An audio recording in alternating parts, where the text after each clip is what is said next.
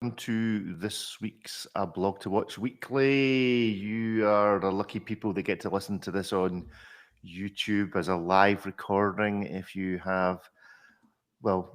listen to this live recording, you already know where it is, so there's not really much point in advertising it. But if Hayden decides to leave this in the edit by way of an educational item, then you can listen to it live on the Blog to Watch Weekly live channel, or in fact, also on the Blog to Watch channel in the live section. So good morning to you all. I am Rick, and who are you, Mr. Sellers? Who am I? Who am I? Yeah, philosophical Spoiler question. alert. Who are you? I've been asking this question all my life. Well, now's your time to answer it. What's the best answer you've come up with so far? I've been called many names. My name is Amigo Montoya. Prepare to die. We need your Montoya impression, Rick, on every episode from now on. That's just the thing. I just made this an impression show if you want. Why did it take Very bad one. 195 episodes for that talent to reveal itself? My name is... I can't remember the guy's name, let alone his name. Anyway, Ripley, how are you this morning? I'm well. Good. David, how are you? Significantly Very well. I lighter will. for your haircut? I will cease to have electricity in about 30 minutes. So, All right. So very exciting. Excellent. Welcome to Eastern Europe, or no? Is it some other reason? It's maintenance. It's not a thing in the West. It's just only we have money for it. That's right. Rather than just waiting for it to break, you actually maintain it. Good stuff. Good morning, Ariel. How are you? I'm good. This is the last of 3 podcasts I've done in a 24-hour period. Haven't got much else done. So I'm excited. I love podcasting. Yay! I love podcasting. So does Boris Time. He is in the chat as the lucky one to join us live. Well done. Sticking to the... Nothing like the smell of podcast in the morning. Yeah, morning, exactly. How many movies? Maybe let's just do how many. I'm feeling. What's You're the feeling word? a feeling. I like that. I'm feeling a feeling. I'm trying to be a man and get my feelings out. I'm not sure. I saw Hamilton last night. So that could be so many things. The brand, the play. No, the play. Yeah, the play, much more preferable than the brand, in my opinion. But yes, I saw the play last night. Or the musical. Very, very good. King George steals the show. I'm sorry. Have the 3 of you seen it? I have not. Negative. You're not seen how? I thought like it was the way you educated We lived it. folk. You lived it. Yeah. Okay, that's fine. All right, well, we'll leave my Hamilton analysis to later, but though I think it needs a podcast all of its own. So maybe I'll leave this one and go and do a Hamilton podcast. So if you like to vote for that in the chat. What exactly is a Hamilton podcast by Rick? Yeah, or is it about the watches? We can do a Hamilton podcast. They have plenty of crossover releases. Okay. I've already got our Watch You Like for this week. Oh, it will be musicals. Can we do Broadway reviews? Is that what you want to do? Yeah, Broadway, but you're not allowed to have Hamilton as the watch that goes with Hamilton. That's the one rule. So it has to be something else.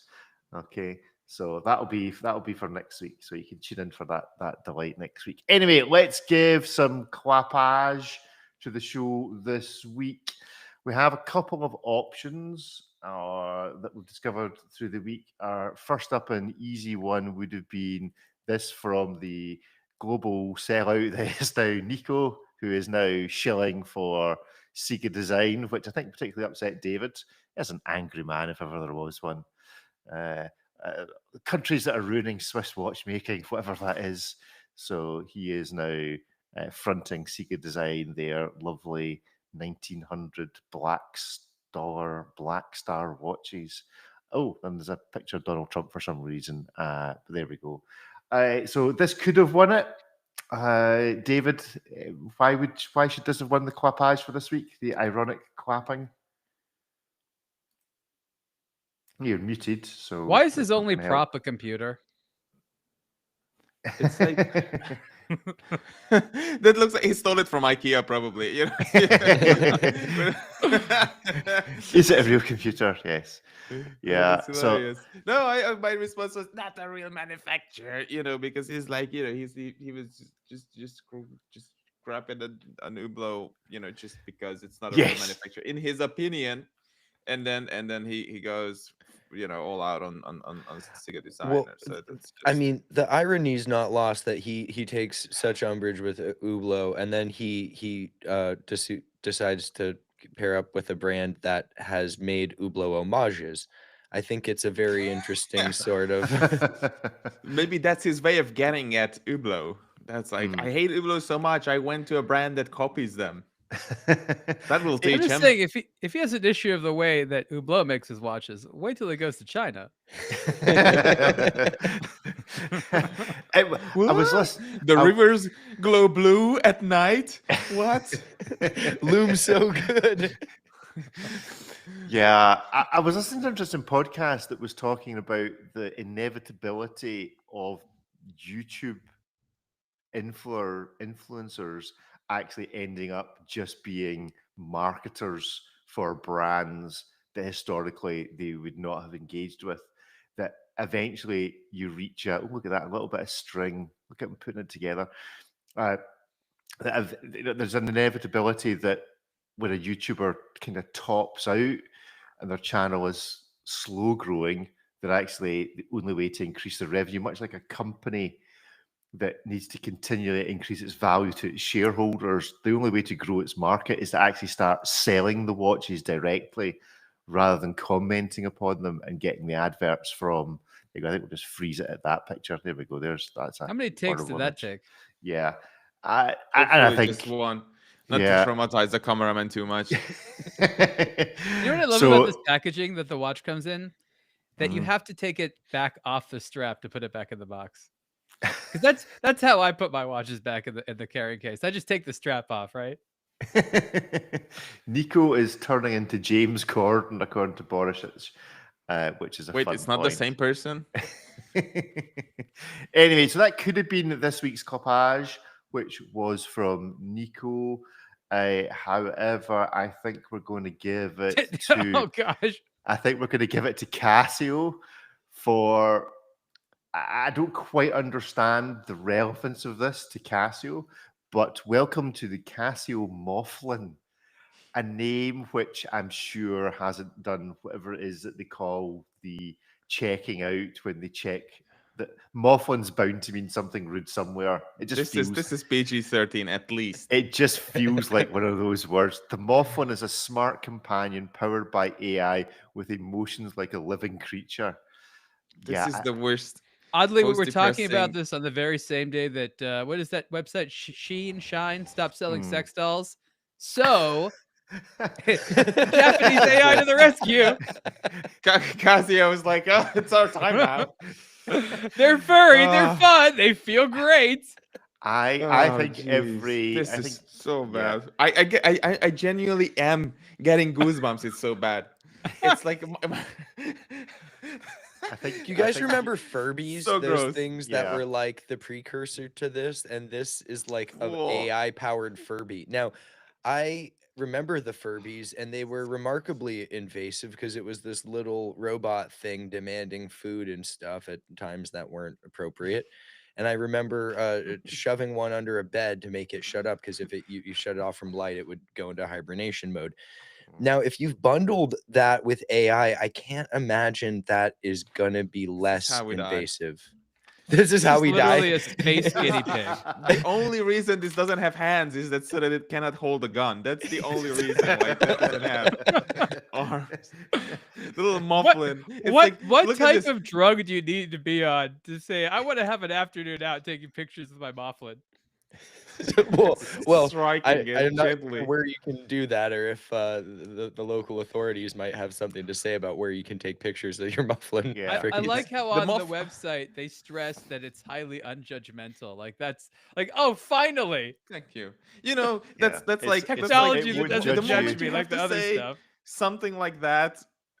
You know, like I'm highly not a homicidal maniac. You know, the moment you have to say that, it's like, well, it raises questions. You know, nobody thought of Can't that. operate buttons. Don't work. It has no buttons. Judgmental was not even remotely close to the first thing I would have been concerned about until they had mentioned it. I want to. is doing two things. One is collecting data about its users, and two is devising a plan to destroy them all. That's so it's two very functions of the Moflin. judgmental. I think that's that's false advertising. Humans seeing other humans with a Moflin will judge them, guarantee. And the device by nature is absorbing your data and it is judging you. So it's highly judgmental. Can someone send that kind woman in the advert video like a gerbil or a guinea pig or something to just, you know, or to therapy? I want to see a video of a guinea pig meeting a Moflin and seeing what happens. Yeah, a robot can. So it's safe and not judgmental. Don't stress it's safe. What is it like? Is a child going to swallow it? What can it do? I want to know where you plug whisper homicidal thoughts to you. I want to know. I get goosebumps again. This is giving me the shivers. Oh, we've got testimonials. Oh, from Stella. I would rate my Moflin as 5 stars. I had a great experience with it, and using it was confusing in the beginning, but afterhand, it made a lot of sense. Okay, now this is so Orwellian. After it interfaces in my brain, I love it. Hold on. Then Moflin doublespeak taught me how to appreciate it. If there's testimonials, that means there's an ability to put them somewhere. How do I add a testimonial to the Moflin page? You can't. These are all AI generated. What you should do is source like maybe like one of these like dusting things, you know, that look like a Moflin, and just place it in places where it looks like, you know, from certain angles, anything could be a Moflin. That's hair. So elf on a shelf, but with a Moflin. If you want a restaurant shut down, you just leave this on the table in gray, and then there's no mention of the battery life. That's the number one thing. I want to know where you plug it in. Not a single mention. Yeah. Where's the charging port? There's a USB. How do you hold on. It makes a noise by saying its name. So I say, "Hi, Moffy," and it recognizes that I am talking to it. Okay. I also greet my Moflin by petting it. So that it knows that I'm touching it, and then I'm gonna. You need a plant. That's what you want. Anyway, I know this is so adjacent to wristwatches. It's made by Casio. That's a reason. But congratulations, Casio, on diversification. Diversification is important. What do I do with this now? If this thing looked like a little small Gundam or Japanese robot, we'd be all over it. I think our problem is just it's not designed for us, right? But if there was like a tiny little robot that was like a little Astro Boy, or a little G-Shock guy. Yes, the G-Shock man. Yeah, I remember what about that. the G-Shock creature? They have it. So we need someone to hack this, is what we're saying. No, we need new hardware. We don't want to hack it. We just don't want it to look that way. What if someone's gonna skin it? We buy one, we skin it, and then we put it into a clock or something. I don't know, whatever it is. I think if you skin it, turn what it you're into going to Pickle find Rick. is that remember Casio to create that weird, like biomorphic looking one. They anthropomorphized the ball they used to throw out the windows. What if under the fur is just that ball creature thing they created? And it's just the G-Shock under there. This is the anthropomorphization. No, that's not it. Anthropomorphization. Got too many words in there. A G-Shock is the Moflin. I want to see somebody throw it out a window and see how well it survives. Anyway, the honorable mention to Nico, but congratulations, Casio. Nico. Genius launch. I mean, Nico must try harder. You faded into You have to will Nico be selling the Moflin? It's inevitable. I want to see his video, like pretending to eat it or whatever he was doing with the watch. Look at the Moflin. Oh, dear me. Anyway, so the show has started somewhere along the line. So good luck to Hayden as usual for editing this. This has to start immediate rest with the Moflins. I mean, you know, we have to start high. It's all downhill from here. By the way, mostly always. Rick, your discussion on Scottish food upset a half Scottish man. Jay Leno was not particularly happy to hear such a long discussion on haggis. He listens, and that was his feedback. But Jay Leno fed back to you. Yes. About discussion. So could you talk about more appetizing Scottish food? I think that's really the point. Can we please have Jay Leno on in that case? How do we get Jay Leno on the show? I don't know if he's going to come on at midnight. Well, he's Jay Leno. He's used to the hours. He's used to the hours. It's like 4 hours, yeah. Yeah, it's just Why? But he used to present a late night show, did he not?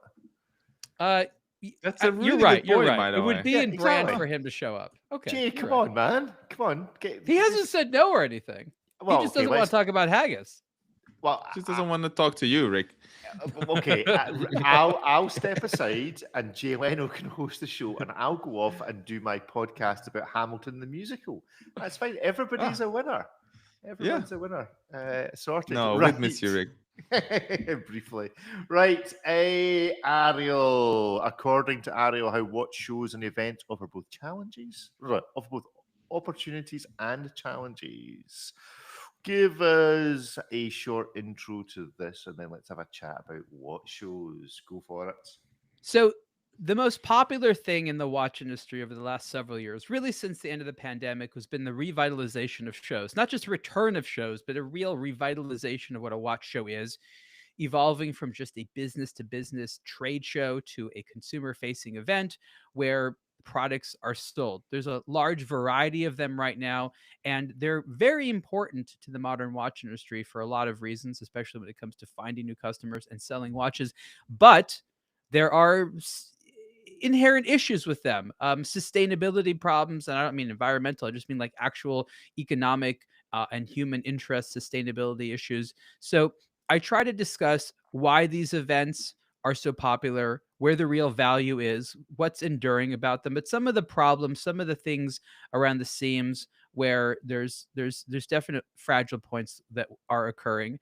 And I try to build it into some of the larger struggles as well as the opportunities of the current watch industry. And I write articles like this because this is sort of something happening in the watch culture ether, but no one is really summing it up. So that's what I try to do, is come at it from sort of an academic perspective so that everyone understands why they're doing it, and also ask some bigger questions about their strategy and how long they can do it for and how they can make it a real long-term part of their plan.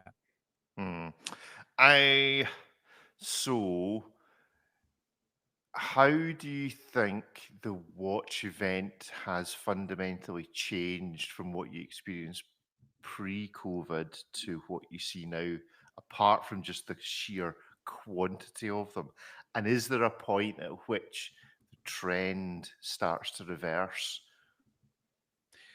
Well, one of the interesting things about it is the very immediate, almost visceral feedback that brands get about how their products are doing. Of course, it depends on the brand and the type of show, but it used to be that at a trade show like Basel World or SIHH, and now Watches and Wonders, retailers would see the products, but it wasn't ultimately retailers that were the end consumers. Retailers would buy them and then sell them to end consumers. And brands didn't really know what the end consumers felt about it. They only knew what retailers felt, which is a little bit different. And retailers have historically always been far more conservative than end clients. You look at watch colors. For a long time, watch colors are very, very boring. And then all of a sudden, brands started selling direct to consumers, and watch colors went crazy. That's because retailers never buy brown dials and orange dials and bright red dials. They wanted black and silver and white and blue, and like really that's it. So that's one of the major things which I think is interesting, is brands get immediate feedback from consumers about everything, about how their brands are perceived. Not all these brands know what to do with it, but I think that has been a positive thing. Also, brands have found that when they are when they interact with someone, it's easier to do a sale than online. So a lot of direct-to-consumer brands almost exclusively have these as opportunities to interact with clients. They do sell watches as a trickle online, but what I've learned from talking to many brands is these events that they go to, especially the smaller ones, they represent many of their sales annually. You're muted. Yeah, sorry, apologies for being muted there. One of the things that strikes me, especially in the UK, there's maybe 8 to 10 regular annual watch shows now. Now, okay, when I say they're annual, they'll be going for 2 years. Maybe they won't make it to the third year. It's the same brand you keep seeing. I'm assuming those brands are now starting to see the same people just continually turning up, because fundamentally because we don't all have Moflins in our life. We're all lonely, need social interaction, and so get that from the free watch events that we attend. Our brands, is there a diminishing return because they just keep seeing the same people? There's only so many watches that Christopher Ward can sell to the same person. Or am I wrong? And actually, you know what? These watch geeks will just keep going and keep buying. And it's just a nice virtuous circle for these kind of lower level watch brands that aren't going to Watches and Wonders or the really big events. Or are these watch brands starting to report, you know what, we're doing 10 of these a year now, and we just keep on seeing the same people. It's no longer worth it, and they're pulling back. It's a good question, Rick, and the answer is sort of all of the above. So this is the strategy that brands are taking. One way that brands are trying to find new audiences is simply going to new shows in new cities. That's one of the reasons that they keep traveling to all these places. Like, oh, I haven't really met these people or met that people. It is true that they see some of the same folks and stuff like that, but they also want to sell multiple watches to the same people. So part of their strategy is repeat business. So that actually suits them quite well. The thing that's interesting to me, which I identified 4 or 5 years ago already, and is starting to be, I guess you call it a real issue now, is how at some point when these shows get so crowded, meaning there's too many brands, then that's where there really is the diminishing return. Is too many people or too many brands were there, and yes, maybe a lot of people came, but for whatever reason they can't get through it all. And Windup was a good example of that. I completely understand why Windup wants to have more exhibitors. In a lot of ways, it makes it more interesting, more dynamic, more fun. But I think they had over 150 exhibitors there, and it was an exciting space to be in. But if you were any one of these given vendors, you would feel a real sense that a lot of the people who went to the show just didn't see you. And when you pay to be there, they all pay to be there. Not an exorbitant amount. It's no Watches and Wonders, but when they pay to be there, the expectation is people are going to come by my booth. Now, what ends up happening is even though they've done nothing different, the event itself has suddenly become more competitive. And we see the same situation where blogs have become more competitive for space. So now they got to pay for advertising and such like that. Social media has become more competitive. So you have to pay for engagement, pay for visibility and things like that. You go to the shows. And so we have certain shows like Intersect, which is, by definition, much smaller. I think it was maybe 20 vendors, something like maybe up to 25, nowhere near 150. But the tendency for each of the shows is to grow, and that creates an incentive for those brands to actually seek greener pastures elsewhere. So it's true that they're never really super happy, but it's also nature of the beast that you're going to a trade show. There's only so many people. It's not like, internet marketing where you could reach tens of thousands or hundreds of thousands in a couple of days. So I think some of it also has to do with their expectations. And that's why I wrote an article like this. Is a lot of these brands are like, I'll just go to the show and I'll have my booth and I'll be super charismatic and I'll have fun stickers and all the money will come to me. No, it's not that simple enough. I wonder if my thinking is quite British in this regard. If you relate it to music, back in the day when folk didn't just download whatever track on iTunes or whatever, and you would tour as a band. In the UK, the audience would travel to the band, whereas in America, you could spend a year touring, 5,000 seater halls, etc., and nobody would know you in America, despite the fact you'd filled hundreds of them for weeks and weeks on end, and the whole kind of breaking America thing. So I wonder if actually for these smaller brands, there's just such a huge market that, as you say, we are maybe still in the foothills of creating more and more watch events rather than at the kind of tipping point of them coming back down the mountain again. I wonder whether having these watch events with so many brands at them eventually leads to them kind of self-selecting and self-ranking themselves. That, you know what, I don't want to be at a watch show with my brand if this other brand is there. So instead, I'll go to this as you say, much smaller watch show where I surround myself with brands that I think I am equivalent to, rather than, oh, I go to this watch show and there's all of these Chinese watches or all of these French watches or British watches, whatever it happens to be, or types of watches or price point of watches. David, Ripley, experiences, thoughts on this subject? How do you see the world of the watch show developing? It's hard because it's, with it gets Intersect's nice because there's lots of people, there's a solid number of brands, it's busy, but when a brand is making contact with a potential customer or someone who wants to discover about it, they can actually have a decent conversation, and they might have to stop in that conversation to greet someone else who comes up to the table. But it's not like when the type of event where you've got 150 plus exhibitors, where, I mean, if you see Mike Pearson over just kind of manning the fort during like a wind-up event, he is so busy basically just trying to get the general gist out and greet the people that are coming up to it. And that's a huge brand. It's not like that at every single booth there, obviously. But then when you've got smaller brands who are looking at that packed table and being like, well, what's the point of me being here? This is just sort of a mess, and I'm one of many. There is kind of that sweet spot of where Ariel mentioned, where you actually get to connect with the individuals, and that's a big part of the reason why people like the smaller scale brands.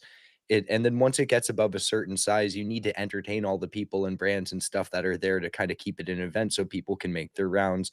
So there is sort of a sweet spot in sizing, and I think that the events themselves are still trying to get their footing with it. But it's the same thing at Watches and Wonders, even at the big one. The first day of the show, at the very first thing, when the Rolex curtains go up, that's where everyone is. And then once the curtains go up and people get their first couple things for social media, everyone runs off to their appointments and the day goes on. But like, that's a good example of, there is no level of brand that this is necessarily not a factor. You can be Patek waiting at 9 a.m. and then everyone walks over thereafter after they saw the Rolex release. So I think that's just fundamentally going to be a system, as far as as long as there's big brands and small brands and some brands that are super popular or culty or whatever. But with the more and more wind up ones, even as someone who's there to just kind of loosely cover the event and see brands, I have such a hard time making it through all the brands and saying hello to people, and of course all the other industry people you run into. And I'm not even trying to sell watches. David, observations? Just don't say hello to anyone. That's the European way. Just go in there with your Moflin and just be with your Moflin. Just talk to it. I mean, there's the art of just the nod of acknowledgement. When somebody's storming towards you and you're storming the other direction, and you're just like, hey, yes, I'll see you on day 6. That's right. The press lounge, something. And it's only a 5-day show. But you don't realize that. See you in the 6th day. Bye. Good stuff. Are there any brands that are becoming the equivalent of Rolex, the anchor tenant of these kind of next level down shows? For sure, Chris Ward. It's and it started with the Bel Canto. Like, they've always been a really popular brand. It's always been really good value for the money, but when it was just like a really nice Swiss diver for a fair price, there wasn't anything someone could see there that they couldn't see somewhere else. But when you get the Bel Canto, it's nothing groundbreaking, but within that sector and at that price point, it made a lot of waves. Same's true for the Loco. And when I was there at the one in San Francisco, the number of people just going up the table to check out a Loco was nuts. I've identified something interesting as well, and that is many of the consumers that go to these are very new and very fresh. There's nothing wrong with that, but the amount of information they know, what they know about watch culture, is limited to really sort of what they see on social media. I mean, I think the perfect example is, as you say, Christopher Ward.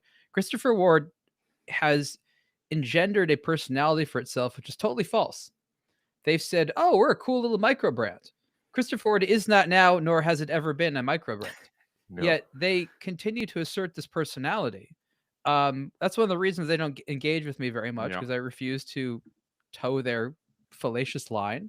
I like some of the stuff they do. I think they probably have a little bit too much popularity right now. Most of it is just because of Mike Pearson. But they've painted this picture of themselves as like, you know, the hippest of the micro brands when they're not at all. They're wearing like the clothing maybe of a micro brand. They're using that terminology, and that's effective because a lot of these audience are really, really that new, and eventually we'll figure some of this stuff out. And I also want to comment that we've seen a lot of this play with the traditional luxury brands where they're like, I've outgrown this retailer. I don't like the brands I'm around, right? Or I don't even want to be on the street anymore. Madison Avenue, screw that. I'm going to Fifth Avenue. Like so you see the big brands for many years playing, I guess you call it the positioning game. And it really is a matter of that. It's who am I around? Who's going to see me? You know, stuff like that. It's got nothing to do with their products, not really that much to do with their marketing. But again, it's about positioning. And it's been happening for a very long time, and it's completely predictable to see it happening within this, you know, startup brand space. Okie dokie, let's move on. I have just Googled Mr. Jay Leno, and here's some facts I didn't know, which means I'm okay with him criticizing or critique of Scottish food, because his middle name is James Douglas Muir Leno, which, other than the Leno bit, is just about the most Scottish name you could have. His dad was Italian, so that's where Leno yes, comes from. But his mother was from Greenock, which is just not very far from where I'm sitting right now. Oh. And is famous. It's famously the home of some confectionery. There's some famous sweetie shops that come from Greenock, as well as the football club Greenock Morton.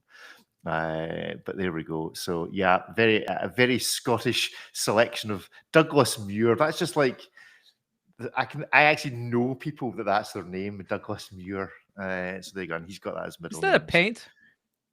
Douglas Muir. I feel like that's a paint company. No. Well, maybe. Not aware of one, but there we go. So anyway, yes, it's good to have a fellow Scot listening in. Right, you have a choice, gentlemen. We can either go to What You Like, which this week from last week is horror movies, or we can do our famous, well, I say famous, we've only done it 3 times, show within a show, a brand, a rant, and a Watches 101. Where would you like to go to next? Spin the bottle and tell us where we're going. Who's choosing? I'm not really into horror movies, so you will lose me on that one. Not really into horror. Let's start with the show within a show. Show within a show. But David promises an unboxing this week. Is he following through with his unboxing? No. I totally forgot. The mystery bag remains firmly on my shelf. Is it still there? Is it still unopened? Yes. Oh, yeah, absolutely. So next week we will have the unboxing from David. I can see this becoming a running thing. It never actually gets unboxed. The unbagging. It will be a unbagging. The reboxing. It's because there's one of those Moflins in it. Casio have sent him a gift. How did you That's know? what's in it. Right, show within a show. Let's make a start. So let's choose, because he'd already told me he had one, a rant from Ripley Cellars, or show within a show. It's a rant that leads into the Watch 101 thing. It's perfect. Well, those who read the site, Haim released the Annuum. Well done to them. When the press materials went out for it, it was described as being an annual calendar. And the pre-order price for it, or the introductory price, not pre-order, the introductory price was like $1,700, and they have got a custom module on like an SW300 sort of platform. All that's well and good. Unfortunately, it is not an annual calendar. It's a complete calendar, which is a bit less impressive, quite a bit less impressive. Still a cool watch, no doubt, but man, if this is the party piece of it and the name Annuum would allude to annual, that's a tough one to go out when, like, this isn't like, oh, sorry, we changed the material of the hands for, production reasons. It's like, I feel like that was the entire theme of it. It's not even that fun of a rant, because I'm not even upset. I'm just disappointed. This could have been epic if it was like a triple calendar moon phase annual calendar at like under $2,000. That would be really, really cool for the micro brand scene. lovely watch. There's a lot of cool things they do with the rotor. It's like they make it look like a peripheral rotor. It's not. It's centrally mounted, but there's a transparent disc in there linking the outer weight. Still cool, but man, I'm just that's the disappointment of the day for sure. I've just wake up and seeing, oh, correction, sorry, we called an annual calendar. It's not. Okay, so we'll do it. So first of all, on the watch itself, so they get bonus points. I guess now it's turning into a rant, Rick. Okay, so here's the thing: if it was an annual calendar, that'd be pretty special. But a triple calendar, I think the Miyota 9 series movements in the 9100 configuration is a triple calendar with a power reserve. So we're not even that far away from just the off-the-shelf one from a functionality point. If it was an annual calendar and I didn't need to touch it until March 1st, I would have been really, really on board and interested. But at this point, it feels like even doing the custom module seems a bit unnecessary because you're really just getting a moon phase over an off-the-shelf 9100. It gets bonus points for me because at least it is using the same type of. Oh, I know you'd like that. Yes, I like that. So it's using it's a calendar and it's using all pointers rather than 2 pointers in one window. At least displays the date as a pointer as well. I actually prefer it if it was Windows, but there we go. So that's the Moan or the Rant. Why are these so expensive? They look like a mall watch. What makes them like $1,700? I really don't get it. This looks precisely like the sort of thing that's discounted from $9.99 to $163.73 with free shipping from Shenzhen. And so that's what disappoints me. It doesn't look expensive. If I told you this was an annual calendar, because it's got a custom module, would you not feel a little bit different? Yeah, but no watch that looks like this has an annual calendar. I mean, this really is giving me that, and I'm not trying to bash this, but this is giving me really strong mall watch vibes. I'm sorry. So let me. I gotta chime in here. David is definitely accurate what he's saying, but I saw this watch in person, and I have to say, these watches look better in person. So I think that's a big part of it. I again don't disagree with what anyone's saying here. They tried to do their own take. Hey, we have our own calendar. But David's right that there's this whole generation of watches that I like to playfully call the phonograph, like FAUX, it looks like it's a chronograph, but it's like some cheap, boring complication, like a day-night indicator, like no one cares about. And the Japanese especially, and Chinese for that matter, have had years and years of these where they make like a big to-do, like let's use all this dial space, make it look like, oh, it's a chronograph. No, it's just a boring calendar date thing. And that it kind of has that vibe. So David's definitely correct that if you have that experience, but I think a lot of the new novices out there, they've never seen those watches. They don't know them. And then again, when you see this in person, it definitely it's definitely different than those watches. But you're right. At a glance, if I was just looking at this online, I'd be like, dismiss. Yeah, the photos aren't great. I saw a prototype early on at the Minutes and Hours and show when it was in LA, and the transparent dial one kind of reminds me a little bit of like the overseas Perpetual.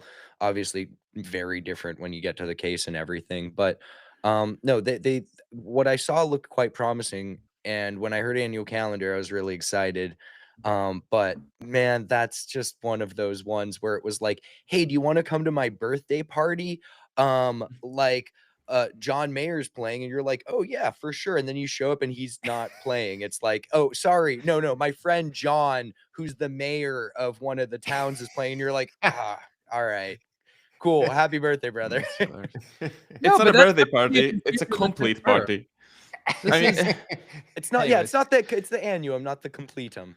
I mean, if you look at the dial, the case looks nice on some of the pictures, it's true, but the dial is just really, really, really quite poor. The textures, the fake guilloche on the center, the quality of the print, the hands, nothing on this looks like $1,700, let alone $2,100. It's nothing. Again, they're better in person, but I agree. This is the risk of bad. They're not bad pictures. They're just not representative. No, it's just not an expensive dial. I mean, how many textures are on the face of this watch? So we've not got enough. 1, 2, 3, 4. Does the bit in the middle count as a fifth, or is it a continuation of the hat? It's the beginning of that. Textures and fonts again. It's just not a good dial. And there I'm appears to be sorry. there appears to be a bit of fingernail left just within Yeah, the there moon phase. you'll I'm not sure see what that links. is. If you go through the photos and really look close, you'll see like little pieces of lint or like Lint. a little speck of dust on the crystal that didn't get removed in Lightroom. Mm. So these are probably very earnest photos. If you like, it will look better in person. Guaranteed. That's a good picture of the case. Yeah. On that picture, the case looks expensive. The dial, this looks like a decent case, but the dial is just. Yeah. And it does look thick, but it's only like 12 mil. It's just not a very large watch, so it looks a bit slab-sided. But if you these pictures suck. I'm sorry. I don't know who took these pictures. But if you this break is down the awful. dimensions, it's gonna Tell me this isn't our pictures, right? This isn't like one of us, right? No. Oh, right, okay. I thought it was Ripley's article. I was worried for Ripley's Uh-oh. photography there. Okay, so that is our rant this week on the Haim Annuum, which should have been a completum rather than an annum. They're going to have to change the name of the watch. Brings a complete calendar to the microbrand scene. Okay, Ripley, now give us our 101 this week, which is what actually is the difference between. So you've used the word annual calendar, complete calendar, and triple calendar. And let's do perpetual calendar. And so perpetual calendar. Let's so start give us with what I'm afraid to ask. I don't really know. I've just carried on all these years that I know the difference. So now educate me. So let's start from the full Monty and go to the thing that you can get in the mall watch David described. At the top of this, before we get into the really esoteric stuff where there's multiple different calendars, it can do Hebrew and the secular and all of that. For most watches, even the Grail status ones, you're going to get perpetual calendar, that it tracks everything, compensates for the different number of days in each month and leap years. So until like 2100, or depending on which brand and what mechanism they're using, for probably the rest of your life. And when you have to send it in for service, you're not going to need to reset the watch, provided that you keep it running, at least the calendar complications. Okay. So now, if I keep it wound up, the date will keep correct. Yes, in theory, until it needs service. Now, moving one step down, you get the annual calendar. Unlike the perpetual calendar, it doesn't do leap years. So it does the different months, 30, 31 days, whatever, but you will need to reset it at the end of February because it can't do that one piece of math. But still pretty useful, except for that one day a year, you're getting pretty much most of the functionality and just a bit less of the bragging rights. Annual calendars, somewhat rare. Before we go to that, yes, so annual calendar, as I understand it, perpetual calendars existed before annual calendars, or there's some history behind this. One was actually, it was more desirable when you were an individual watchmaker to actually make a perpetual calendar. Nobody had actually ever thought of making a calendar complication that didn't deal with February 29th. That was kind of not really the point. Is that correct or a myth? I wouldn't know the order of which they came out, but that would make sense. Someone realized, hey, this thing's like really hard to do, and every 4 years is kind of ridiculous, when back in the day you had to service them every year. It just didn't really necessarily make the most sense. And what if we just did this and cut out that whole other bit of it? But personally, I would choose an annual calendar over a perpetual calendar. It's just more simple. I can deal with one day a year of almost anything, let alone watch setting. So moving one step down from that, you get a complete calendar, which just is a regular calendar, but it has indicators for the days, day, month, and day, month, and date. So that's nice. You can have them with or without a moon phase, but this is for the person who can't remember it's Tuesday in March and it's the 31st. If you can remember the month, you can go to a date, and all you need to know is it is Tuesday the 21st or something like that. And if you can remember what day it is, you just get the date display, which is what you get on pretty much most watches. And if you can remember the date, you just end up at a time only. But where people begin to lose it is the difference between triple, annual, and perpetual. Perpetual does leap years. Annual needs to be reset once a year. And triple calendar, complete calendar, you're just getting multiple displays for a traditional calendar that doesn't do anything autonomously as far as different numbers of days. I'm looking at an article on the 1916 company, which I'm struggling to believe, but it being the 1916 company, it will at least be reasonably well researched if Tim's been involved. So this is suggesting that this appears to be suggesting the first simplified perpetual calendar was first introduced as a wristwatch in 1996. Is that right? I mean, Perpetual it's totally perpetual plausible. calendars. So perpetual calendars go back to 17 ish with Thomas Mudge, and then Patek painted the first perpetual calendar in a wristwatch in 1889, and it took 70 These odd go way years back. for someone to actually go, let's just forget about the leap year. Is that not the most back to front thing you've ever heard? It's really weird that you would Where is this 1990s Patek coming from? What's special about it? This is saying that this is the first annual calendar. The annual calendar dilemma. This is on the 1916 not that company. style. Annual calendars, as their name implies, need to be reset annually. However, they account for various lengths. And the first, maybe this was just Patek's first, the reference 5035. But the article is saying essentially it was first introduced as a wristwatch in 1996. So Yeah, you go 70 an annual calendar. Plausible. Probably nobody dared to ask for quite so much money for something that does less. But they figured a way out. They went to work. They tried really hard, and they were like, "Yeah, you can do it in February." Yeah, cost cutting exercise at Patek. Yeah. How do you feel now, customer? There's often the takedown models in other industries where they come out with the flagship one, they get people excited, then they realize they can't afford it, and then they come out with like the poor man's version after the fact. You see it all the time with like signature sneakers from like athletes and stuff. So like you get everyone hyped on the Perpetual stuff after a while of it being the grail trinket for the wealthy guys. Hey, if you do okay without the leap year, we can charge you almost as much, but it'll be less expensive. Yeah, I mean it's ballsy from Patek to come out with a number perpetual calendar that's an annual, like a decade after Kurt Klaus figured out a nice crown setting only perpetual for yeah.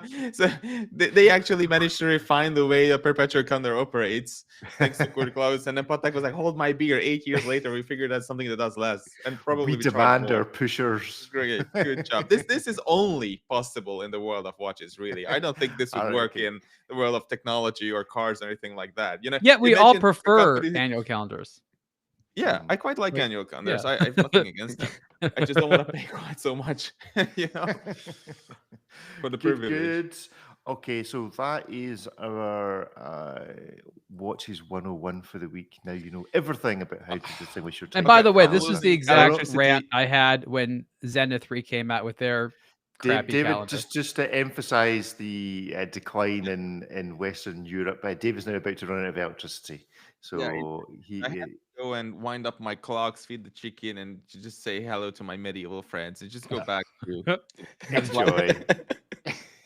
Don't forget to throw the bathroom bucket out the window. Gardilu to you too. Bye. Bye. Okay, so that is our Watches 101 on all things calendar. Now our show within a show for a brand question. And my question is this: who cares about the moon the most, NASA or Omega? Omega. Discuss. Omega. NASA can go anywhere. The moon's nice. That's a great thing. They can tout as, hey, we went back there, but you know, realistically, NASA, it's the answers they seek are not on the moon. They're looking more at Mars, cosmic stuff you can only see from a telescope. Realistically, like the beginning of the universe type of things and particles and asteroid, all of that stuff. Omega has done the Mars timer, but the emphasis on anything other than the moon and space exploration has been very, very little. And meanwhile, NASA's funding does not come from people's interest in the moon necessarily. It comes from budgets and stuff like that. So when I think for Omega, the moon is more important. It isn't just the greatest accomplishment other than Daniel Craig. It's the big source of revenue and a generator for them. You know, if we reconquered the moon, great for NASA, but then it's like, what's next? What's the next frontier? Mars and what other planets and where else can we send humans? Omega, if they're not part of those next journeys, the moon is still going to be the feather in the cap. Well, I mean, do you think though that if we go to Mars and Omega don't go to Mars, then that's a big problem? Do Swatch Group need to throw money at the Mars trip? Otherwise, like, you were the watch that went to the moon. I mean, you can imagine what happens to the marketing campaign if Breitling is the one that goes to Mars. There's going to be all these billboards slagging off Omega. You went to the moon. Oh, look at you. Oh, look at you, little Omega. We went to Mars. Only if they're allowed to build one of those Olympics countdown clocks on Mars. Shine a laser at it. What if we just started sponsoring, I think our space program should have more funding, but what if the brand sponsored it? So just like like an F1 driver, you could just sell the different places on the spacesuit, and it could just be like a big Omega logo on the helmet or something like that. And so NASA gets their funding, Omega's guaranteed to be part of it. And if we're being really honest, they did so much research back in the day around the Alaska project for like space watch stuff. They probably have a lot of the R&D there. It's just creating something that NASA wants to do their testing on again. Are you familiar with the TV show Red Dwarf? Did that make it to the States? That was a comedy, right? Comedy, yeah. It's a Scottish thing? No. Not everything that you don't understand, Ripley. It's just because it's Scottish. Just some of them. Just some of them. So in Red Dwarf, one of the characters famously had an H on his forehead. So I'm just seeing it now. The brand we need to support in going to Mars is obviously Hublot. Can you imagine the one-upmanship of? Can you imagine how Hublot would respond to all the other brands, in particular Omega, if it was the brand that went to Mars? It would be some of the best advertising campaigns you've ever seen of watch brands taking on each other. I mean, Omega, like, first of all, Hublot would make the watch out of Mars in the same way. They like it would they make it out of the moon, taking the moon to Mars. And we what's this brand 101? There's nothing about either of these brands. So Omega. So when you learn about Omega, I don't know something about Mars. And Hublot. As we know, everything eventually goes back to both Hublot and Panerai. We just haven't got to the Panerai section yet. Although I think I promised last week to mention neither of those brands, but never mind. So why is the moon shtick as important to selling the Moonwatch, the Speedmaster, as we think it is, or actually? When people buy Speedmasters, they're not really thinking about it going to the moon. It's just a peripheral thing. For the average person, it's the thing I hear the most. Really? It's like, oh, Omega, they had the watch that went to the moon. It's we often think of it like, oh, we keep hearing the message. I'm more interested in the fact that it's flight qualified and for EVA. There's plenty of digital watches that have been flight qualified, but they can't do the EVA stuff because the temperatures and the LCD screens. I'm more interested in that nerdy level of it. That is no normal sane person cares about that. But for the average, my neighbor was like, "Oh, I've always wanted a Omega Moonwatch because it was the one used by NASA." Like that's still just like Rolex with the dive watch and the James Bond. James Bond hasn't worn a Rolex in decades, but the James Bond Submariner, like that still carries weight. Yeah. Do you think Omega are still perpetually disappointed that people still think that Bond wears a Rolex? Unless you've actually owned the Omega. I mean, haven't they made enough money off that relationship not to care? So which do you think they would drop first? Do you think they would drop the Olympics type sporting event timing, Bond, or the moon as references? What's oh my God, it's like you're asking them to like kill one of their children. It'll be Bond. It'll be Bond. It would be Bond. You can't. The Olympics, that's global. It's also only every 4, or I guess technically 2 years. And look, they've already started making watches for 100 days to celebrate 100 days to the countdown of the 2026 Olympics. Yeah, like that's a big thing for them. With the James Bond stuff, they do a lot of that, but like they can really, other than tribute pieces and like really high-end merch type of thing, they can really only do a new Bond watch when there's a new Bond movie. And I mean, look at the number of Speedmasters. Clearly that the Speedmaster release schedule is not tied to every moon event. Yeah. there may not be a new good Bond movie during our lifetime. I mean, what do they do? Take his gun away now? What is he like? James Bond, like ward James psychiatrist? It's. Well, is there any other brand other than Omega that we can so quickly name the 3 biggest brand tie-ins? I mean, it's actually quite a successful partnership with those three. The fact that I can sit here and go, oh yeah, Omega, the Moon, Bond, and Olympic Timer. I'm not sure I could do that with Breitling or even Rolex. Okay, Rolex, I could go Wimbledon, formerly Formula You One. could totally do that with and Rolex. golf, but that's sports rather than the actual Bond tie-in, I suppose. So Rolex, Omega, is there anyone else, brands where you're immediately thinking, yeah, they're the guys that do X? I'm not sure that there is. Three? I So, mean, some brands don't have the three. It's like Piaget. Yeah. Oh, they're the ones who do the jewelry, or like Cartier. Oh, my wife loves them. It's like right, okay. a lot don't have the three. I'm trying to think of like who has like a couple or maybe three main pillars that are Okay. that succinct.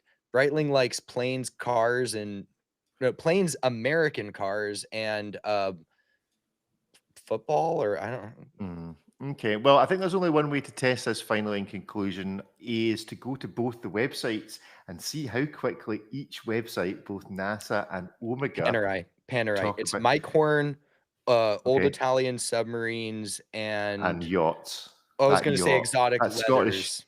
Scottish yacht. But now Panerai has written their official history finally.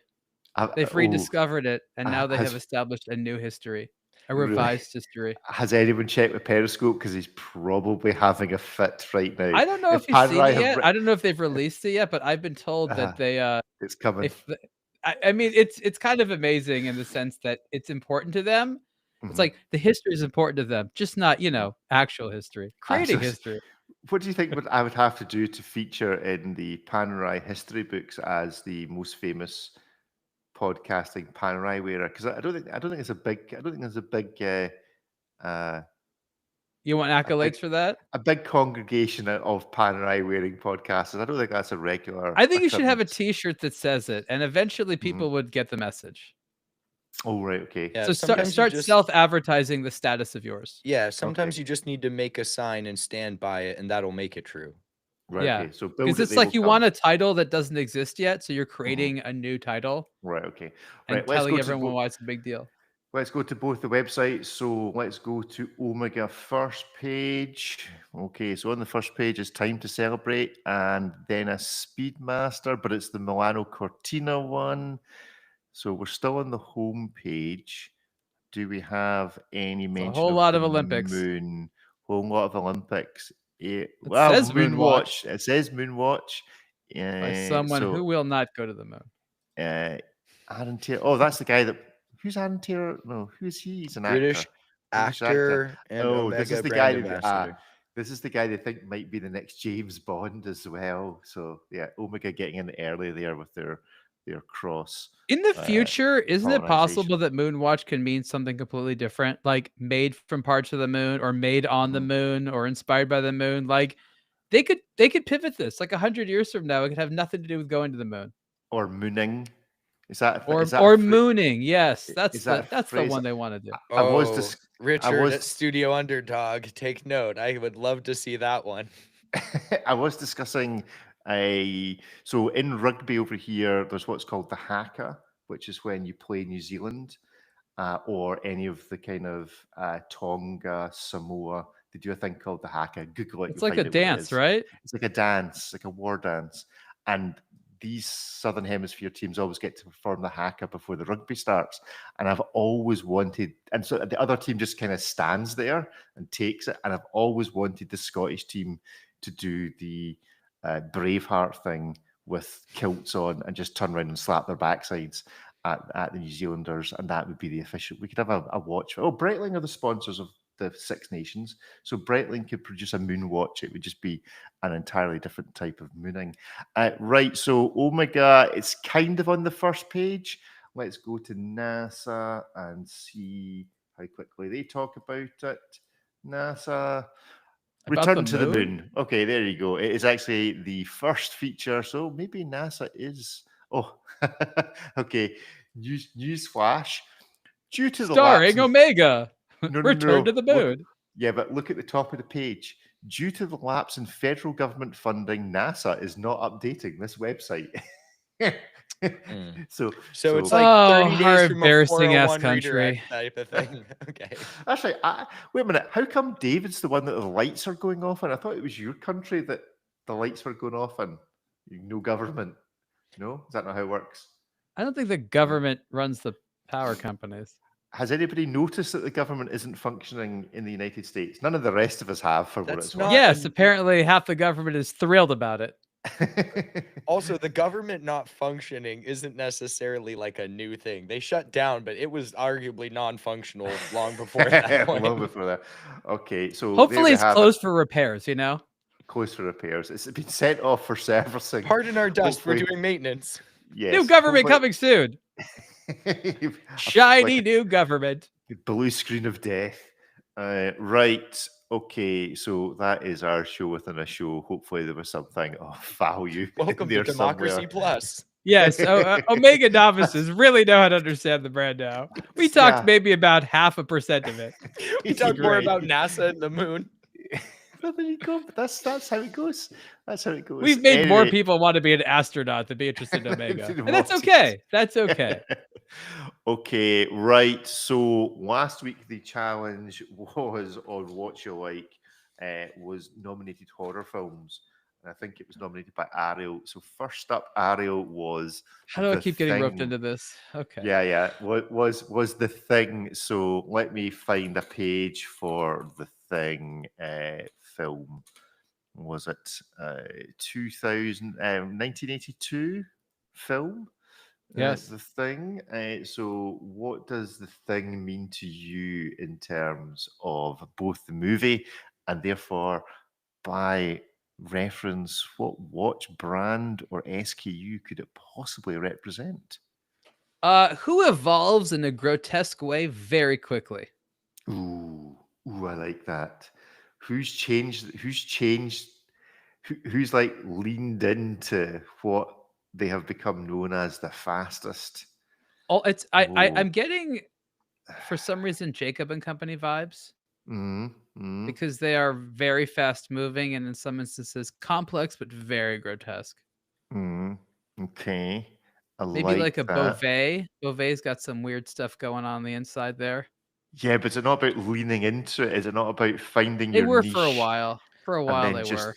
That's all you do. You find your niche and you go, stuff all the other stuff, but this is the thing that's making us money. Let's just do more of this.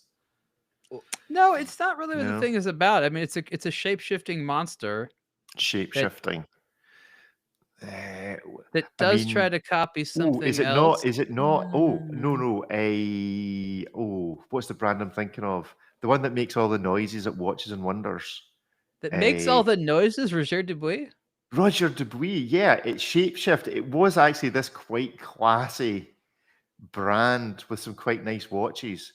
And then it just entirely shapeshifted into this Richard Mille wannabe selling its watches. Does it also succumb to fire and seduce Kurt Russell? No, it doesn't seduce him. No. Bremont shapeshifted pretty dramatically. Yeah. Oh, and the grotesque part that. of it? I like that. I thought Bremont is the answer to so many of these. Yeah, we've discovered if the answer's not Hublot or Panerai, then it's probably Bremont. I just realized the audience is going to believe the truth, which is we think about brands we don't like far more than we think about brands we do like.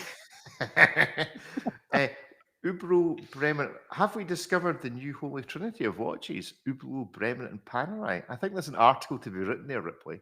Probably not by you, but there's not the new Panerai, the new trinity of watchmaking. Panerai, Hublot. You're not a real collector until you own these 3 watches. Okay, there was no old trinity. Okay, that's just a made-up set of Ariel, 3. you were looking for suggestions for video content. I have a suggestion for you. Please. The new trinity. You don't understand watches unless you've owned these. It's got a name that'll get views, Hublot. right? That's an engaging name. You're like, I want to know exactly. more about that. Yeah, absolutely. So there we go. Bremont is the thing. Okay, so next up after Bremont, not Jacob and Company. Thing. Okay, you're No, like, no, I think Bremont. Always Bremont. Well, Jacob and Co has the grotesque evolution. They've got so many tourbillons in certain pieces. It's wild, but the shape shifting they've always just been flagrant. I guess the shape, it's like which Bugatti shape. So Nightmare on Elm Street was next up. So what is very sharp and will cut you, may haunt you in your sleep. Tissot, is that a hair puller?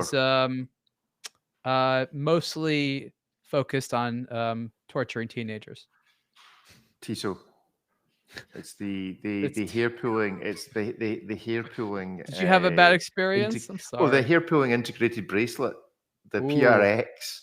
Nightmare on Elm Street is the Tissot PRX, guaranteed to remove bits of your skin slowly and painfully via the tugging of an integrated strap, which just has no gaps between it whatsoever. So the hair plucker. Okay, it's got a bit of a sense of humor, so okay, I'll see that. Freddy Krueger like kills in the dreams, right? Like he goes into your dreams and kills you there. That's the. So what brand is remarkably what brand destroys you psychologically and that manifests by destroying you physically?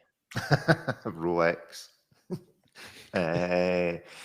Robs you of all your money.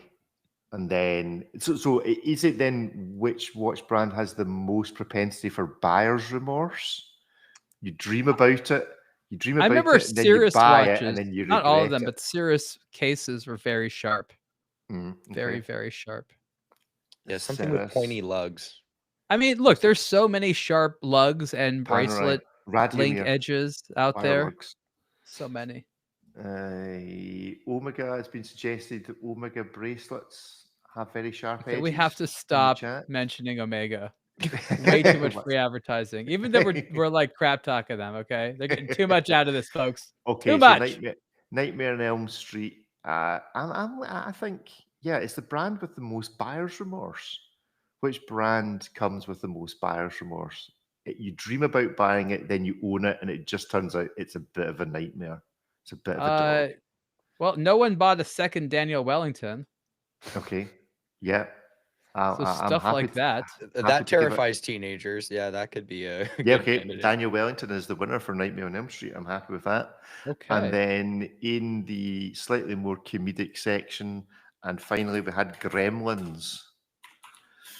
Okay, so there is a remake on its way, apparently, allegedly. Something around don't feed him after midnight. It's like a perpetual calendar. Don't set it like between those hours, and Yeah, we didn't deal with that aspect of the whole thing about when you're allowed to set calendars in relation to how close it is to midnight. So I get. So what's pretty until you need to operate it?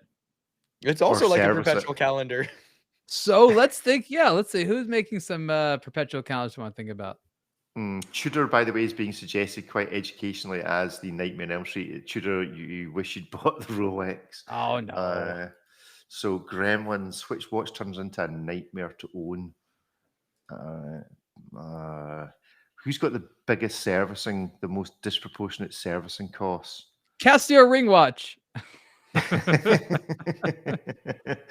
A watch that turns into a nightmare. Don't feed it after midnight. Or no, hold on. I'm sorry, Ariel. We're going back to the Speedmaster. We're going back to Omega.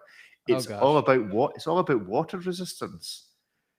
You pay a lot of money for it, and it still has a terrible water resistance. It just goes wrong. That's great. It's all about not getting them wet. Which watch can you not get wet? So this is some type of minute repeater grand complication. Don't mess with it after midnight, and you can't get it wet. Like the ultra thin, like Piagets and Bulgaris, it's it's interesting and adorable. Look how thin it is. It's like a credit card, and it's all nice. But then when you bugger it up by sitting on it or something, or however you break those things, it becomes an absolute nightmare when you send it back and they realize that you haven't just screwed up the case and the movement are all integrated, and you've basically destroyed the whole watch. Yes, or something with ceramic Patek Grandmaster Flash or whatever they called it. The Patek Grandmaster chime. I don't think you can get that thing wet. Gremlin of watches is the Patek Philippe Grandmaster chime. I like that. Good stuff. Excellent. So next week, in honor of Jay Leno, we're going to do musicals, but in honor of Jay Leno and his hometown, or his family hometown, we're going to this is his golden casket that are a range of sweets made by a company called Buchanan's that are based in Greenock. So you can get various types. We're going to ask the question, which watch or watch brand is most like one of these flavors?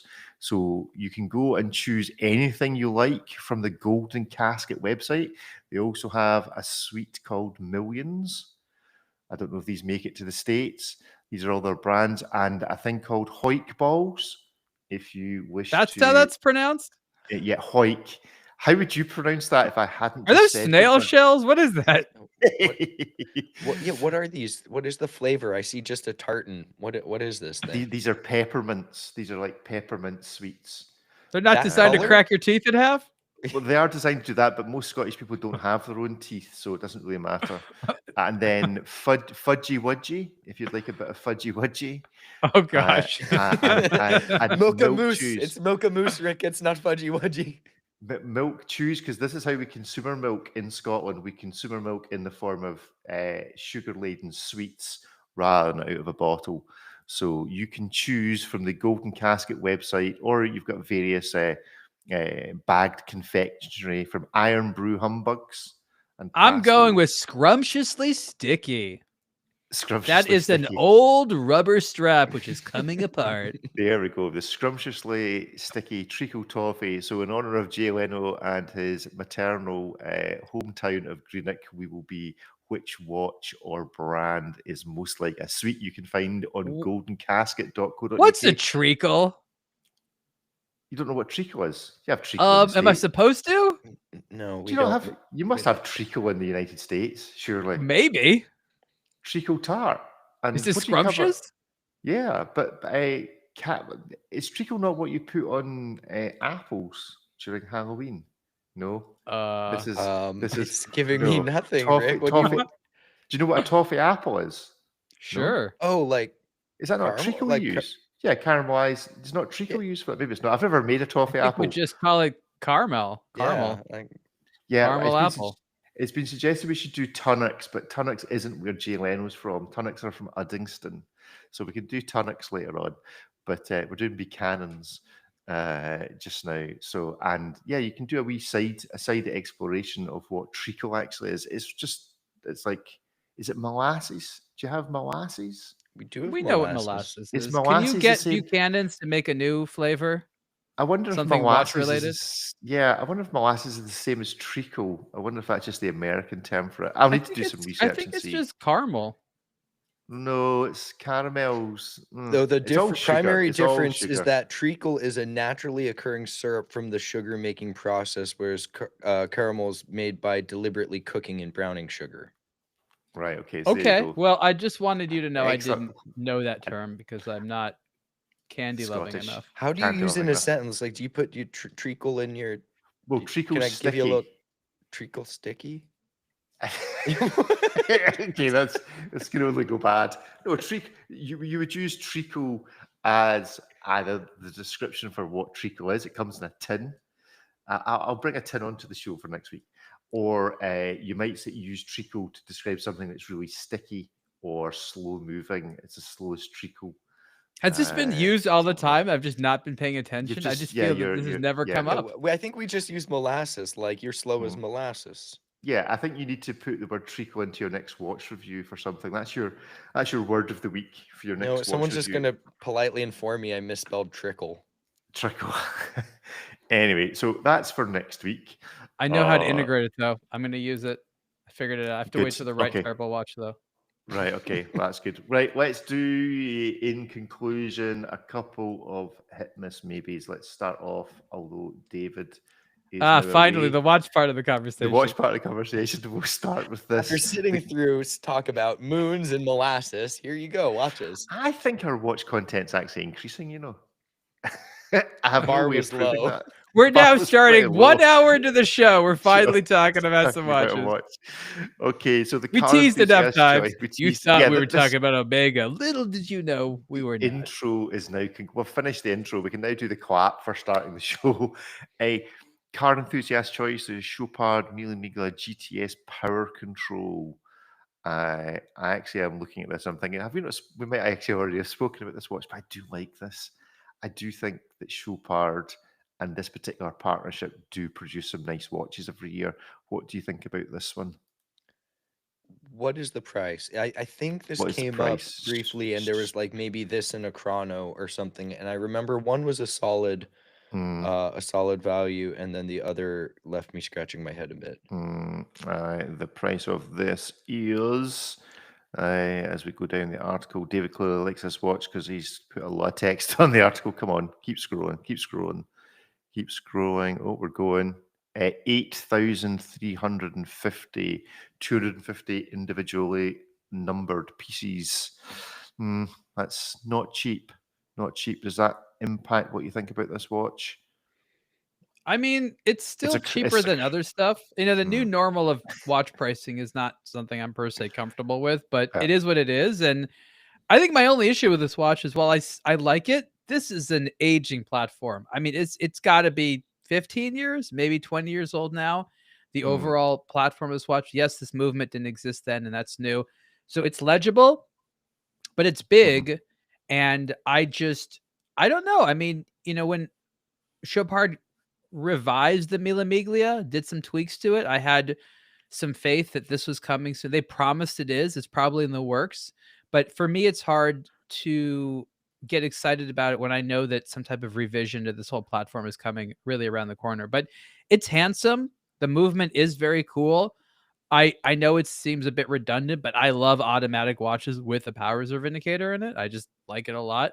I think that 12 looks nice. The black lume against that kind of copper tone pops. So it's got a lot of contrast. So if you're okay with the case size and stuff like that, it's a really nice product. And it says chronometer on it, which, thanks to Watches 101 from last week, everybody know what that knows what it means. We know what that is. So, okay, is it a hit? Is it a miss? Or is it a maybe? 1, 2, 3, go. It's a hit. It's a maybe from Ripley. It's maybe, but more on the hit side for me. More on the hit side. The Ariel hit from you. You're muted. Sorry, all my cards said miss, so I had to find the hit. So it's a hit from Ariel. What makes it an essential hit, Ariel? Again, these are just satisfying. It's the type of watch that, like, you could not wear for 5 years and pick it up. You're like, oh, I remember this. Early Mille Miglias that sort of used source movements were not great watches. They just were kind of crappy. I'm sorry. But Chopard's gotten a lot better. This has really nothing to do with that. You know, this is that Mille Miglia racing heritage, which, like, very car inspired, you know, fuel gauge style power reserve indicator. Obviously says, you know, a Mille Miglia with 1,000 Miglia right there on the dial. So it's part of that classification. The things I don't like is that there's a lot of other stuff out there kind of like it, but this movement, I think, adds a new layer to it. I've enjoyed these. I've always wanted one of these. You know, it is a large watch because it was made at a time when people really wanted that size. But I've definitely seen versions of this watch I want far less. That's for me why it's a hit. Okay, and Ripley, essentially a maybe, but veering towards a hit. Yeah, I'd like to see it in person. I think just the sizing wouldn't really work well on my personal wrist. And I'd want to see it in person to just sort of see how this coppery salmon adjacent color kind of plays. No, I don't think it's a bad price for the movement. As Ariel mentioned, this without the movement is kind of a very expensive, kind of off the shelf. But I think the orientation of this dial's better than some. Looks like a nice watch. Looks like a fun watch. And they've made a ton of different Mille Miglia pieces over the years, like so many, you could probably fill a book with them. And I like this better than a lot of other ones. So it's a maybe, but if I had to say hit or miss, it'd be a hit. Cool. Okie dokie. And then a final hit miss maybe for this week's show. Let's go to this article and review by Ariel, Ball Roadmaster M. Okay, hold on a second. How do I read that?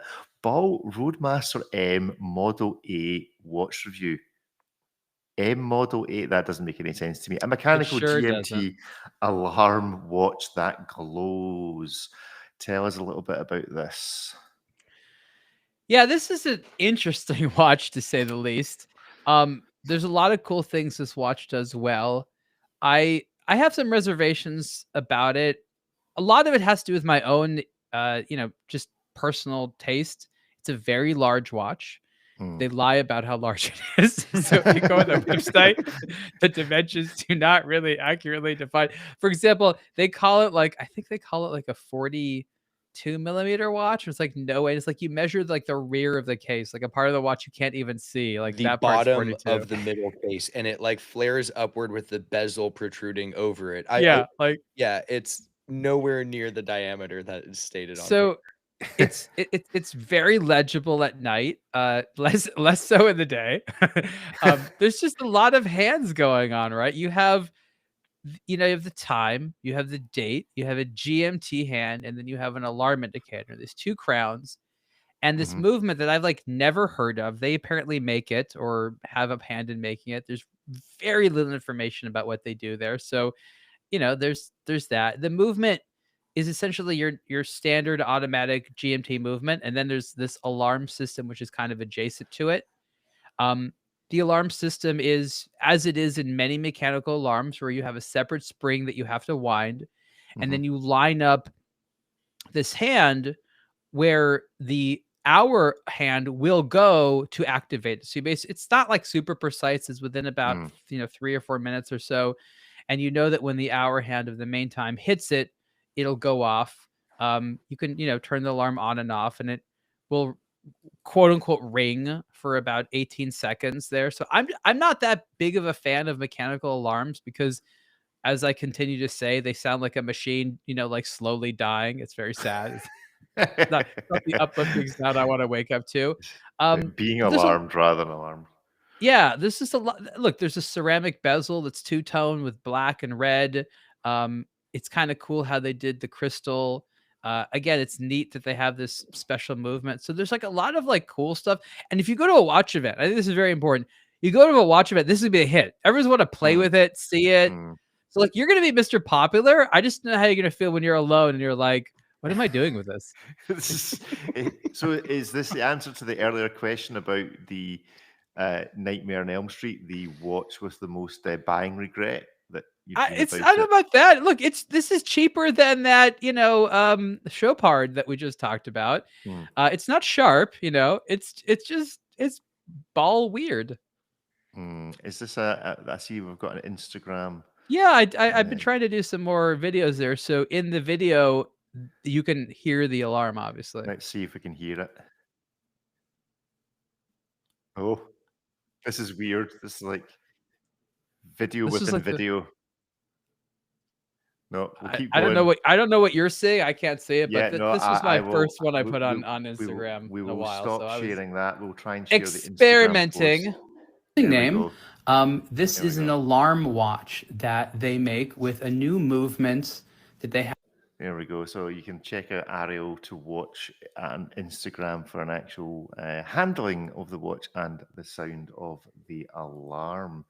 Cool. Okay, so is it a hit? Is it a miss? Or is it a maybe? 1, 2, 3, go.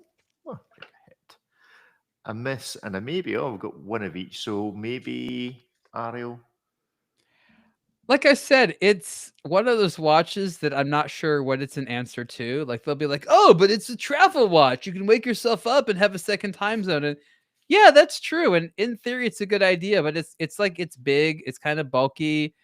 I don't understand the larger Roadmaster like collection from Ball. Like it's just there are so many versions of it. This is the black sheep. This is the absolute black sheep of the entire Roadmaster family, even though at a glance it looks like all the other ones, right? You if you didn't know that this is like the one-off weird one, you're like, how is this not like every other one? But it's larger, it's much more expensive, it's much more complicated. What was the price? Like $6,500?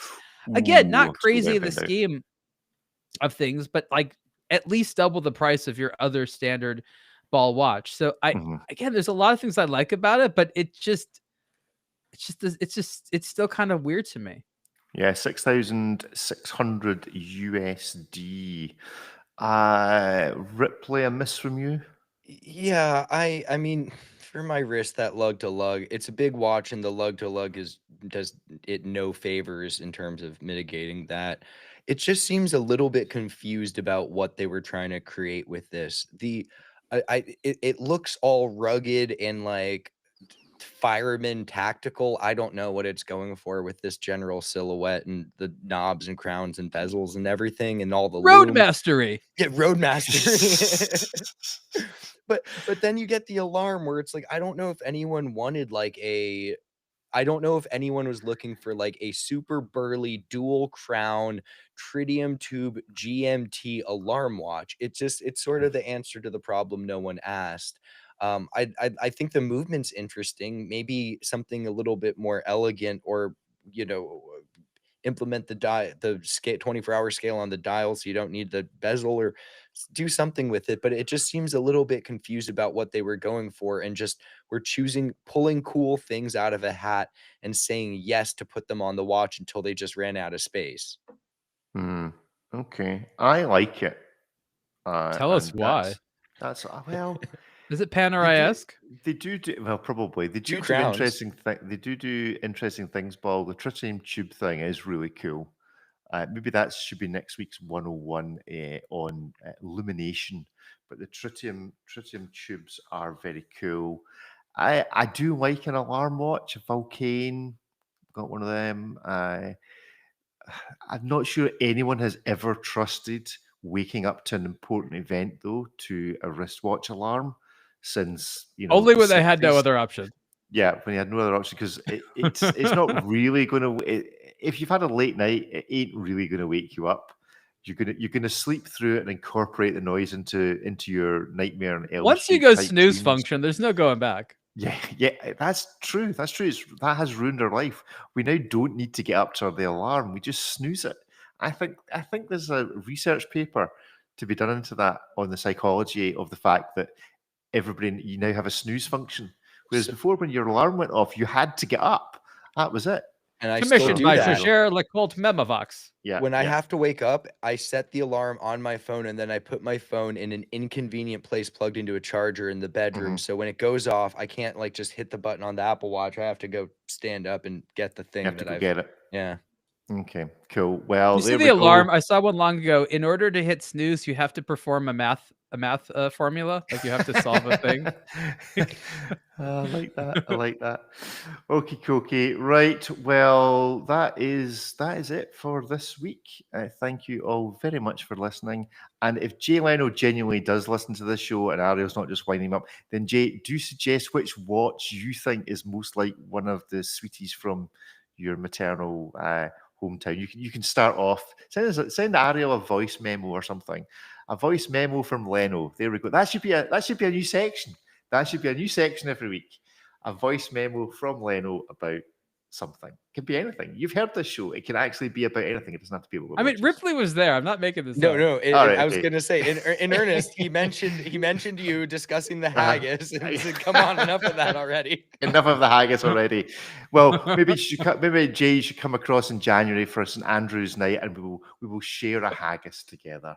Oh God! What an invitation! Haggis and treacle, yay! Haggis and treacle, yeah, a treacle tart and some haggis and some rumble thumps. Which now that you listen to this show, everybody now knows what that is. So my work here is done, and so is everybody else's. So thank you all very much for listening. And you can hang on for a little bit of extra time if you're listening to the live show. Other than that, we will see you all in a week or so's time. Cheerio. Bye-bye. Bye, everyone. Good stuff. Yeah, I think Jay coming on the show is just the way to go. I mean, we just did film a show with him. He's like, what are you talking about? I just did it. It's just like we'll get him on this show. Get him on the. I like the idea of him like sending like a grainy voicemail. A grainy voicemail. Like while he's driving, you hear road noise. Yeah. It's like angry, he's cursing a lot. I think we need to. I think we need to make that happen. So that's your job for this week. David's unboxing, running gag, and we need a voice memo from Leno. So there you go. That's your job. Should you choose? That's what that feedback is. Talk more about food. Talk more about foods. Yeah, but is it because it's the morning and you're hungry? Because every show is like treats, cooked food, candy. I'm also diabetic. Doesn't help. Oh gosh, then what are we doing with the? What was that fudge thing? Yep. The That can't be The sticky nutritious. fudge. so None of treacle this good. is like that is liquid death. That is just Liquid death. yeah. So is there anything other than cooked intestines which is diabetic friendly from your country? No, well, it's only Because between whiskey, the alcohol and the the sugar. candies, Yeah, it's like a diabetic wilderness. It's like that the Aliens film where they go to like the world's most dangerous planet. This is like the world's most dangerous country to diabetics, Scotland. are you talking about the new Aliens Aliens, versus Predator Badlands? Yeah, Badlands, that's the one.